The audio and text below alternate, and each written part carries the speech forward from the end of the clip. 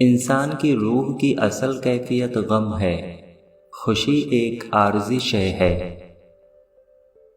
قومیں فکر سے محروم ہو کر تباہ ہو جاتی ہیں۔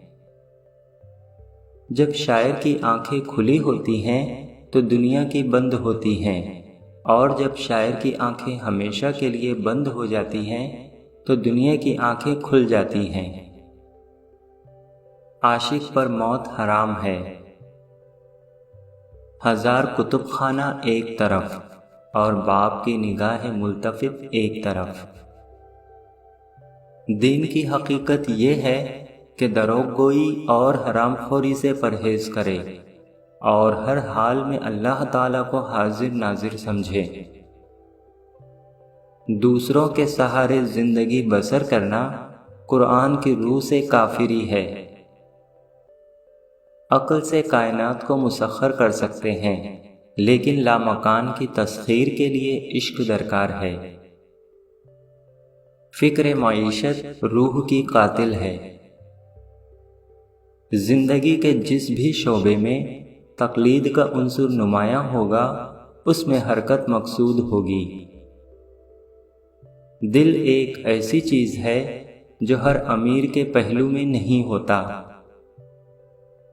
جو مسائل انسان نہ حل کر سکے، قدرت انہیں حل کرتی ہے۔ بہترین نتائج کی خواہش، معمولی نتائج کی توقع اور بدترین نتائج کے لیے تیار رہنا چاہیے۔ ہر شخص کو طبیعت آسمان سے ملتی ہے اور زبان زمین سے۔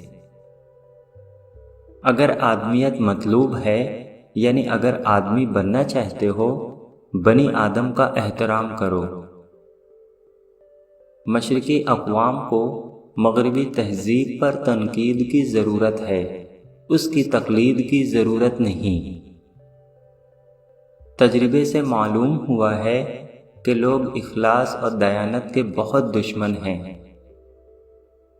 مصیبت کی طرح گمراہی بھی تنہا نہیں آتی۔ مسلمان کے لیے جائے پناہ صرف قرآن پاک ہے۔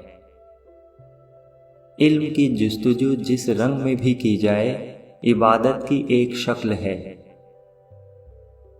دوستوں، آج کے ویڈیو کا کون سا قول آپ کو سب سے زیادہ پسند آیا، مجھے ضرور بتائیں، اور آپ کے پاس بھی ایسے زرین اقوال ہوں تو مجھے ضرور بھیجیں۔ انشاءاللہ ان اقوال کو میں اپنے ویڈیو میں ضرور شامل کروں گا۔ پتہ نہیں کس قول سے کس کی زندگی سنور جائے۔